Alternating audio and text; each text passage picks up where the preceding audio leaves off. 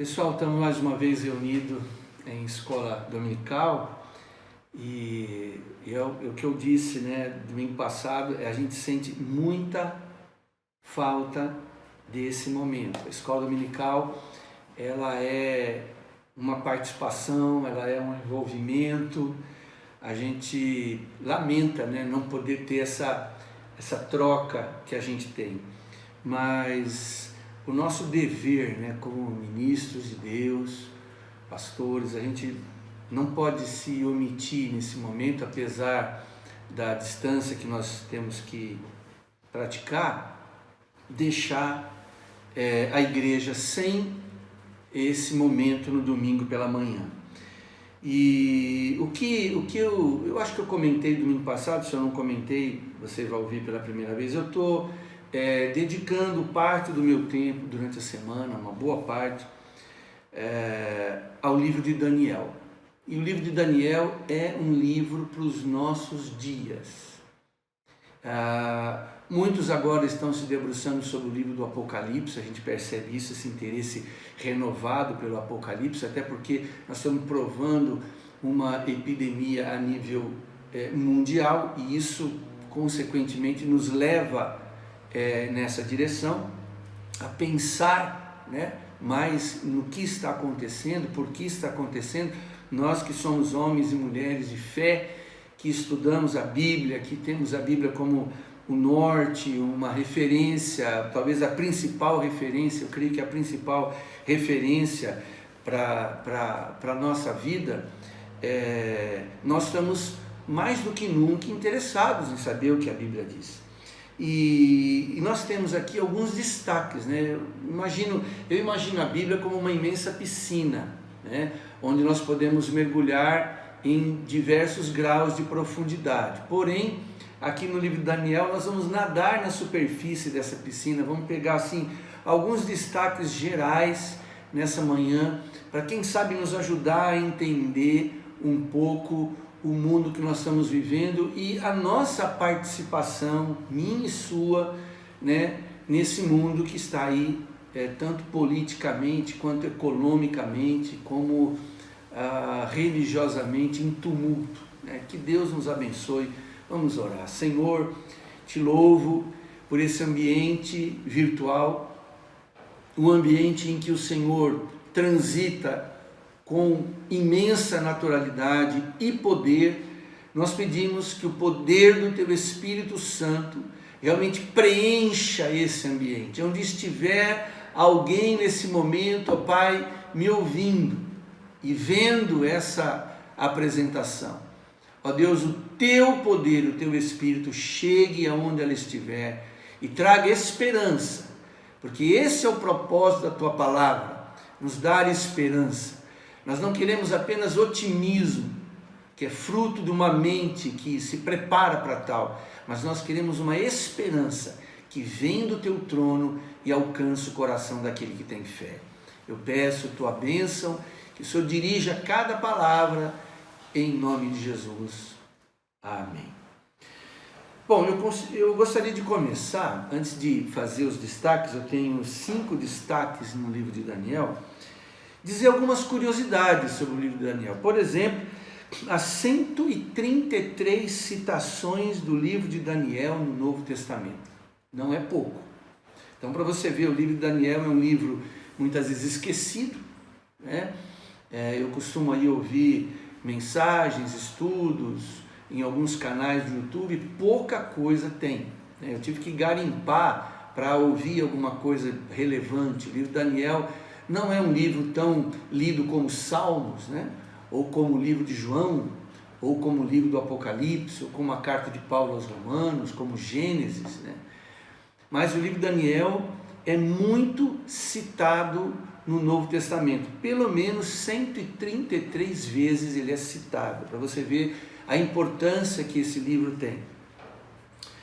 E uma boa parte do livro de Daniel, ele encontra um paralelo com o livro de Apocalipse. Eu costumo brincar, dizer que Deus ele é tão desejoso de compartilhar do seu amor, do seu conhecimento, da sua grandeza, que quando ele percebeu em Daniel, lá 600 anos antes de Cristo, esse anseio por ele, essa pureza de propósitos, de motivos, Deus revelou uma parte enorme do Apocalipse para ele, algo que só aconteceria séculos depois com João, né, exilado na ilha de Patmos. Você vê como Deus ele procura, né, alguém para que ele possa dividir o seu conhecimento, para ele compartilhar, né, o que ele sabe, o que ele vê, o que ele enxerga séculos à nossa frente. Né?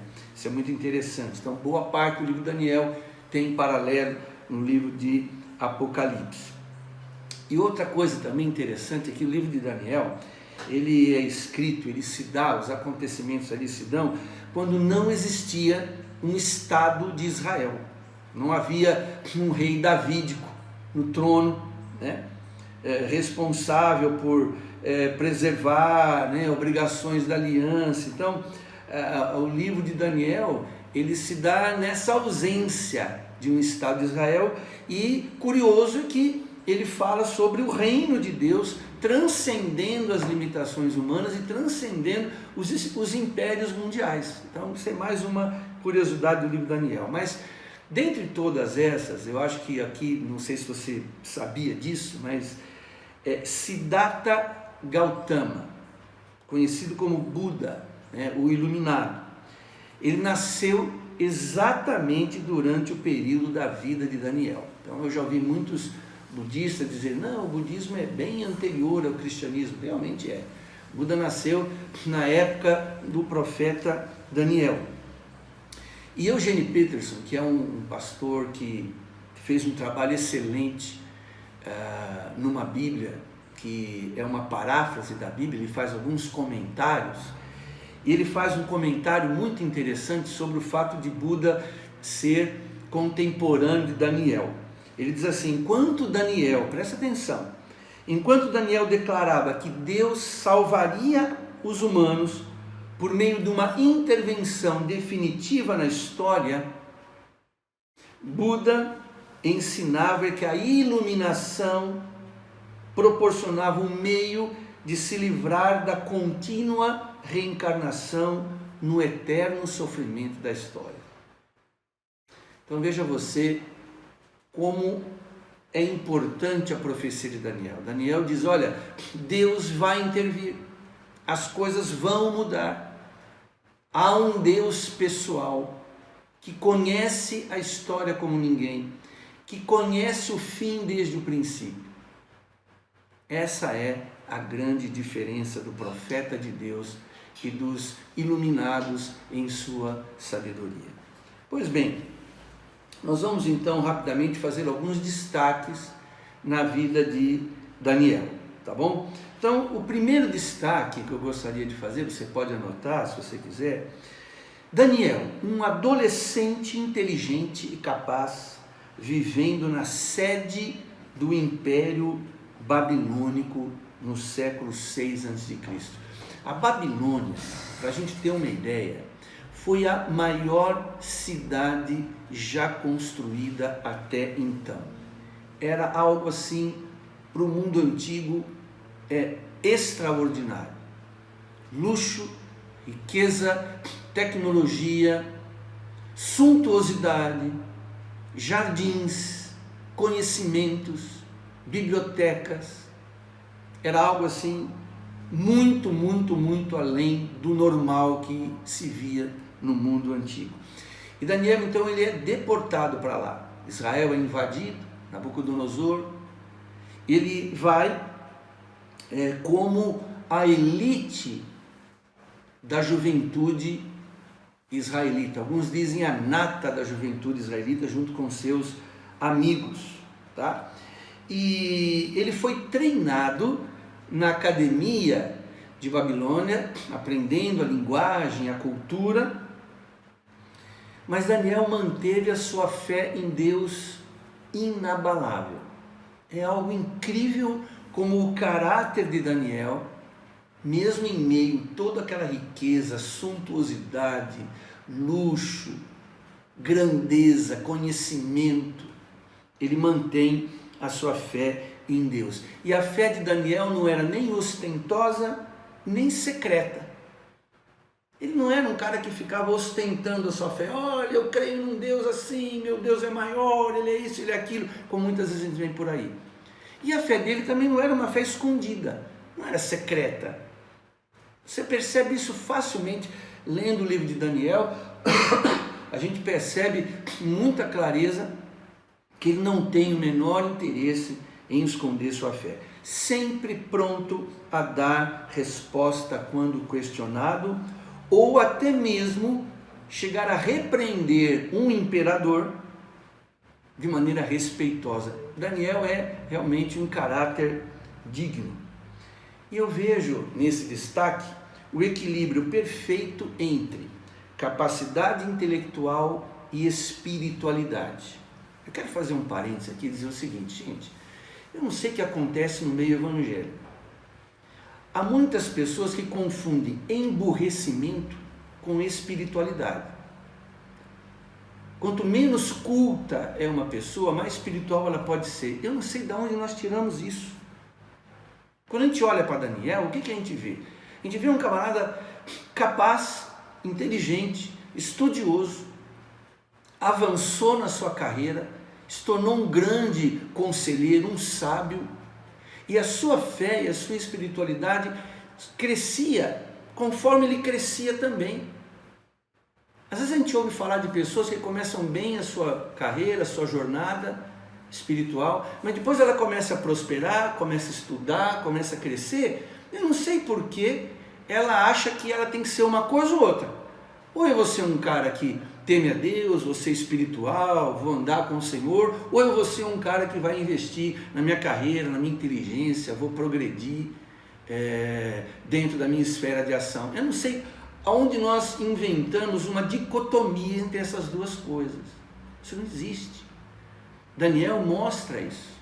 Tá? Ele foi uma pessoa extremamente capaz e desenvolvida no seu intelecto, e na mesma medida que ele se desenvolvia dentro daquele sistema babilônico, a sua fé aumentava cada vez mais. Por favor, desenvolva a sua capacidade intelectual, mas ao mesmo tempo nunca pense que você é capaz de alguma coisa. Jesus disse: sem mim nada podeis fazer. Cresça como o máximo que você puder, estude o máximo que você puder, mas busque a Deus sempre, e nunca presuma que você pode ser alguma coisa sem Deus. Nós não somos absolutamente nada sem Deus. O homem sem Deus é uma farsa. Ele precisa crescer, desenvolver suas potencialidades que Deus lhe deu, e nunca se esquecer da sua origem. A nossa origem está lá. Apegue-se à sua origem. Nunca pressuponha que a fé ela depende de emburrecimento, que a fé depende de eu me retrair diante do conhecimento. Não, Daniel mostra isso claramente. Um outro destaque são as virtudes que Daniel demonstra ter, tá? Mesmo estando num mundo pagão, e a Babilônia tinha seus deuses, e além dos deuses que ela tinha, o próprio Nabucodonosor se considerava um deus. Depois nós vamos falar mais sobre isso. Ele queria adoração como se fosse um deus. Ele era o dono do país, o dono até da religiosidade, e vindicava para si divindade, né? Agora, o Daniel, ele tem assim um perfil, eu penso, né, que a sua comunhão com Deus, o seu conhecimento de Deus, fez com que ele lidasse com os seus superiores e com os seus subalternos com respeito e consideração. Você percebe claramente isso quando ele tem que tratar com os sábios, com os colegas dele. Ele nunca se coloca sobre ninguém, ele nunca diz: olha, deixa comigo que eu vou resolver, eu faço, eu aconteço. Não, ele tinha pelos seus colegas, pelas pessoas que estavam abaixo dele e para os imperadores, o mesmo tipo de tratamento, a mesma consideração. E outra, né? Ele chegando lá, seu nome foi trocado. Daniel significa justiça de Deus. E o nome dele foi trocado para Beltesazar, que é um nome em homenagem a um dos deuses da Babilônia. Agora, ele jamais permitiu que a troca do seu nome prejudicasse a sua identidade israelita. Ele manteve sua lealdade a Deus, mesmo sob forte pressão. E você sabe, né? Lembra qual foi uma das piores pressões que Daniel sofreu? Quando aqueles seus colegas invejosos tentaram incriminá-lo, né? E a Bíblia diz que ele era honesto em tudo que ele fazia, ele era correto em tudo, né? Pegaram ele na lei do seu Deus, né? Proibiram oração para qualquer tipo de Deus que não fosse o imperador. E o que ele fez? Ele, como era seu costume, orava 3 vezes ao dia com as janelas abertas na direção de Jerusalém. Não ocultou sua fé. Isso causou um problema para ele, porque foi escrito uma lei para que ele fosse enquadrado nessa lei. Mas ele não, de maneira nenhuma, negociou a sua fé. E foi para onde? Na cova dos leões. Ele preferiu a morte, com todo o luxo, todo o respeito, toda a consideração que ele já tinha. Havia galgado já vários escalões dentro da Babilônia, foi lançado na cova dos leões, né? E o rei quis fazer de tudo para impedir, não deu certo, ele foi assim mesmo, e foi livre por Deus lá dentro, né? Isso é tremendo, tá? Eu vejo nele um equilíbrio perfeito em entender o seu papel como sábio e conselheiro do imperador, mas com humildade para se relacionar com superiores, colegas e subalternos. A humildade de Daniel. Puxa vida, no Antigo Testamento, ele é o João do Antigo Testamento, ele recebe a revelação do Apocalipse. Deus mostra impérios se levantando e caindo para ele. Ele não foi um profeta qualquer, mas ele era uma pessoa humilde. Mantenha a sua humildade, viu? Às vezes eu penso que há um problema no meio evangélico. Agora a gente vê na internet, o evangélico, ele é uma pessoa arrogante, ele é uma pessoa prepotente, ele acha que porque ele conhece a Bíblia mais do que os outros. Eu vi aí algumas postagens que as pessoas fizeram, dizendo coisas assim que eu não vejo na boca de Daniel, não vejo na boca de Paulo, na boca de João, não vejo nos lábios de Jesus. Nós devemos dar ao mundo aquilo que nós recebemos.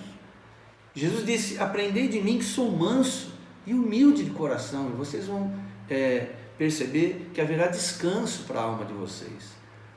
Nós não estamos aqui para julgar o mundo, nós estamos aqui para apontar, como muita gente está falando, está vendo? Agora veio esse vírus aí, por quê? Porque no carnaval fizeram isso, agora, olha aí o que está acontecendo. Mesmo que isso tenha alguma verdade, não é o nosso papel dizer, está vendo? É o nosso papel apontar para Jesus, é o nosso papel dizer, Cristo é a solução, Deus é a solução. Deus está usando essa situação para chamar a sua atenção. Olhe para cima, olhe para a cruz, venha para a Bíblia, volte-se para Deus. Um terceiro destaque que eu gostaria de fazer aqui é justamente esse, a arrogância humana. E no livro de Daniel, a arrogância humana é levada às últimas consequências. O imperador Nabucodonosor, Belsazar, Dario, na prepotência deles, acreditaram que poderiam reger a história a seu bel prazer. Mas interpretando sonhos e recebendo visões, o que Daniel fez? Ele destaca a soberania de Deus na história, apesar da loucura e do orgulho humano. A gente está aí vendo na TV, aliás, eu estou vendo menos TV, acho que quase nada, porque a única coisa que a gente vê aí são disputas políticas, pessoas querendo usar essa crise de plataforma, de palanque, para tentar negociar próximo aí das eleições. Que coisa horrível! Enquanto a gente percebe que em alguns países o foco é a salvação de vidas, no nosso Brasil a gente vê que há uma amplitude de uma variedade de interesses que deixa a gente assim bastante entristecido. E a gente percebe que não mudou muito. Os imperadores daquela época, com as suas megalomanias, estão presentes nos dias de hoje, estão aí na mídia, se degladiando, agindo com arrogância, como se fossem donos da verdade, só porque possuem aí um diploma eleitoral, porque tem aí um respaldo, porque tem aí alguma coisa assim. Não. O livro de Daniel mostra que o orgulho humano é autodestrutivo e assassino também. Governantes humanos, eles são desse jeito. E aparentemente nós estamos à mercê das suas decisões. Eu digo aparentemente, tá? Mas quem conhece a palavra de Deus sabe que a história caminha para um desfecho que já foi anunciado pelo Senhor. É isso que a gente lê em Daniel. Se você ler o livro de Daniel, muita coisa você não vai entender. Eu confesso para você que eu li uma vez, duas, três, e eu, assim, eu me sinto desafiado, tá? Eu estou começando, como eu disse, nós estamos só tocando a superfície dele. Quem sabe domingo que vem, se nós não voltarmos às nossas atividades normais, se continuar, estaremos aqui também falando um pouquinho mais sobre o livro de Daniel. Mas essa arrogância humana levada às últimas consequências está lá no livro de Daniel. Os impérios que se levantam, pensam que a história está na mão deles. A gente teve aí, eu falo recente em relação ao tempo de Daniel, Adolf Hitler achou que ia conquistar o mundo, achou que o mundo seria administrado por ele, Começou com a pretensão de fazer uma faxina étnica, fazer apenas prevalecer a sua própria raça. Isso é tão louco, mas isso é uma coisa típica do ser humano. Onde houver alguém dirigindo um grupo de pessoas, há um risco iminente de que esse líder se torne um megalomaníaco. Agora, se você quer descansar na liderança de uma pessoa, descanse sobre Jesus Cristo, que é o cabeça da igreja, sob Jesus Cristo, cabeça da igreja. Ele é o nosso líder, ele é o cabeça da igreja, ele é o Senhor, manso e humilde de coração, E é isso que o livro de Daniel diz. No final, haverá uma grande manifestação de poder de Deus e o reino do Senhor Jesus será estabelecido. Um outro destaque, seria o quarto destaque, é a incrível visão de um futuro distante que Deus deu para Daniel, séculos e séculos e séculos na frente. Daniel enxergou muito à sua frente. E o que foi que ele viu? Ele previu a ascensão e queda dos principais impérios mundiais. O que ele estava vivendo na época, o Império Babilônico, depois o Império Medo-Persa, depois o Império Grego, com Alexandre o Grande, e o Império Romano, com toda a sua tecnologia e construção de estradas e política pacifista. E esses impérios nada mais são, nada mais foram, do que tentativas humanas, tentativa de homens querendo receber adoração de deuses. Os imperadores faziam questão de serem adorados, pela sua força, pela sua habilidade militar, pelo seu poderio econômico. E o livro de Daniel confronta isso, mostra a ascensão e a queda. Inclusive, a data que o livro de Daniel foi escrito, ela é muito questionada. Essa é mais outra curiosidade. Eu poderia ter contado isso no começo, mas vamos deixar aqui para essa parte. Para você ter uma ideia do que é o livro de Daniel, Daniel ele prevê com tanta precisão a queda de impérios que ainda surgiriam depois dele, que há uma suspeita, muitos suspeitam de que Daniel tenha realmente escrito isso antes dos eventos, né? Mas eu fiz algumas pesquisas e alguma literatura, eu vi que eu tinha material suficiente aqui, tem alguma coisa aí, até na internet estou procurando. Não há como tentar datar o livro de Daniel para depois dessa data aí do 6º século antes de Cristo. Realmente o Espírito Santo, que tem a história nas suas mãos, revela para Daniel eventos que iam e que ainda não aconteceram, tá? Inclusive em Daniel há eventos que ainda estão por suceder. Então isso é muito legal, isso mostra realmente a capacidade do nosso Deus. Muitas pessoas dizem assim: pastor, então a história ela já está decidida, ela já está determinada, então tudo que vai acontecer já está escrito. Imagine você, eu não sei se eu disse isso domingo passado, mas se eu disse vou dizer de novo. Imagine você fazendo uma viagem num cruzeiro. Esse cruzeiro ele sai do Porto de Santos, tá? Com destino a Salvador, e depois volta, certo? Lá no cruzeiro você recebe um guia com todas as atrações, né, que tem ali, que você pode fazer, algum show, alguma coisa, e logicamente não dá para você estar em todo lugar, fazer tudo, então você vai escolher algumas coisas. Digamos que você vá com uma família conhecida ou com uma família de parentes, e vocês não escolhem as mesmas coisas porque os gostos de vocês são diferentes.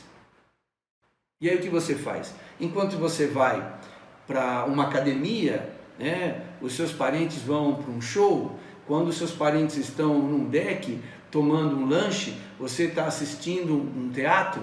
Então vocês podem, dentro daquele transatlântico, fazer opções. Essas opções podem contribuir para a sua viagem ser mais alegre ou não.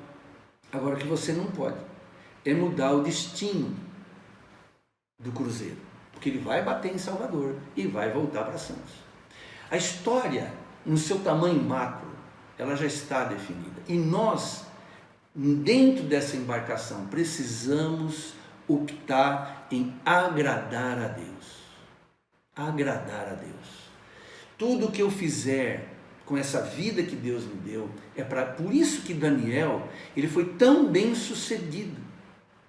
Por isso que Deus teve que adiantar o Apocalipse para ele, porque Daniel se comportou como um verdadeiro servo de Deus na grande bagunça que era Babilônia.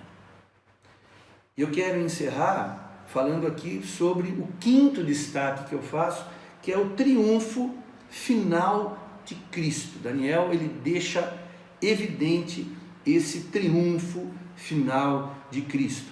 Então, Jesus vai vencer no final, né? O império do mal que foi personificado naqueles impérios que Daniel participou e previu.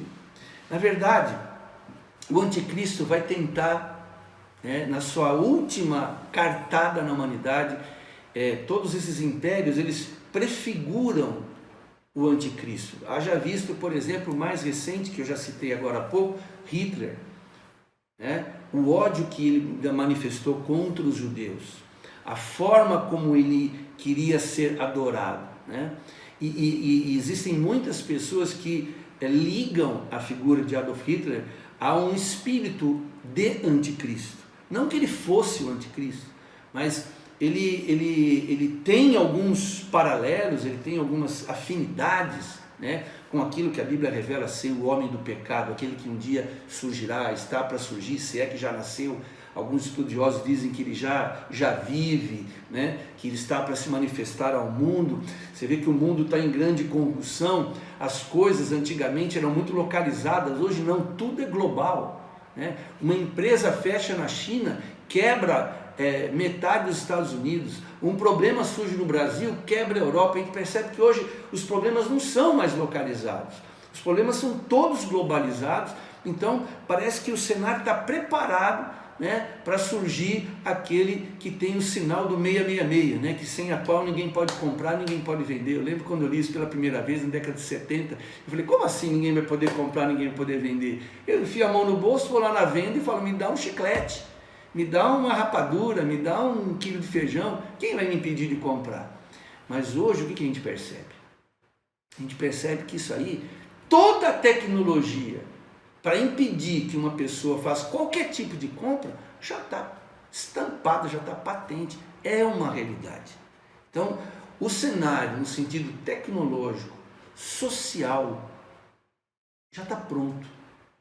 E nós sabemos que Jesus, no final das contas, virá, destronará o anticristo e reinará pelos séculos dos séculos. A Bíblia diz em Apocalipse, os reinos desse mundo vieram a ser do Senhor e do seu Cristo, e ele reinará pelos séculos dos séculos. Isso é a nossa grande esperança. Bom, vamos concluir, que já está na hora, né? Então, eu faço a seguinte conclusão. Daniel foi a pessoa certa, no lugar certo, na hora certa, e mais, ele se colocou voluntariamente nas mãos da pessoa certa.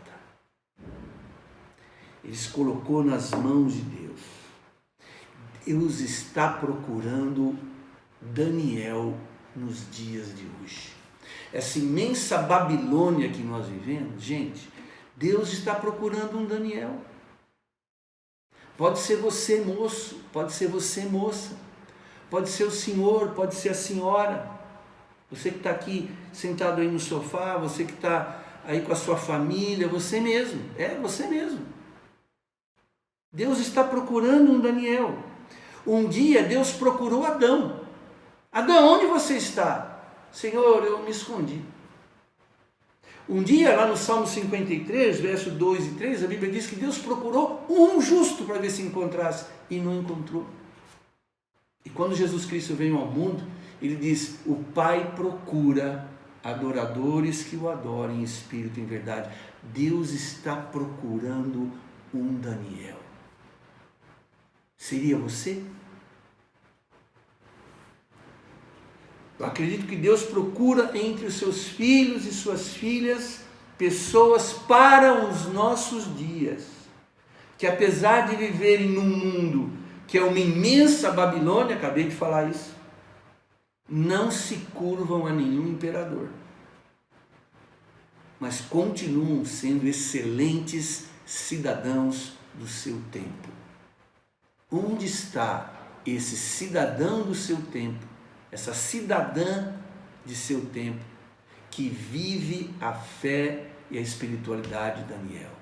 Nunca foi tão necessário uma pessoa assim. Quem sabe você que está me ouvindo agora é essa pessoa. Deus quer te usar no teu ambiente de trabalho. Deus quer te usar na medida em que Ele te levanta, na medida que você vai crescendo profissionalmente. Deus quer um Daniel que se projete profissionalmente, que chegue a influenciar em altas esferas da sociedade brasileira.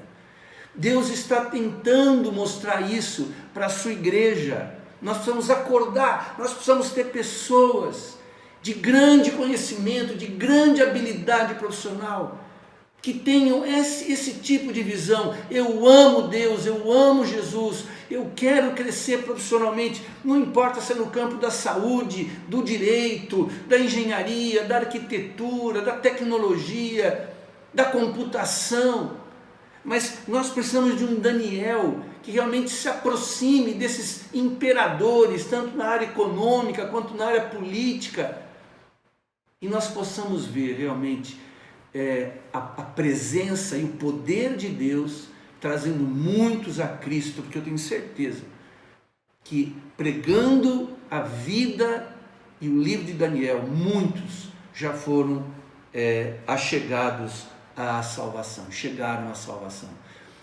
Nós vamos orar agora, e se Deus está colocando esse desejo no seu coração, não deixe isso morrer, apegue-se a isso e vamos falar com o Senhor agora, em nome de Jesus. Pai, aqui nós estamos no finalzinho dessa nossa escola bíblica dominical, nossa sede, nossa escola de crescimento espiritual e discipulado. Eu peço, Pai, que o Senhor use essa pequena mensagem, essa simples mensagem, esse breve estudo bem superficial do livro de Daniel, para despertar a nossa juventude, para despertar homens e mulheres, para que assumam a sua posição e sejam nesse mundo que nós estamos vivendo hoje, tão carente de algo firme, algo sólido, algo concreto. Ó Deus, levante essas pessoas, Pai, e use-os. O Senhor um dia disse: rogai ao Senhor da seara que envie trabalhadores para a sua seara. Eu peço que não apenas missionários no sentido clássico, que deixam a vida secular para seguirem um caminho religioso. Não, eu peço, Senhor, que Tu levantes pessoas dentro das suas esferas de responsabilidade secular, para que realmente o reino do Senhor Jesus Cristo possa ser expandido. Te agradecemos em nome de Jesus. Amém. Que Deus te abençoe. Obrigado pela sua atenção. Se esse estudo ajudou você, compartilha, passa para frente, manda para um amigo, monte uma salinha aí de vídeo, chama eles. Deus te abençoe. Até a próxima, se Deus assim permitir.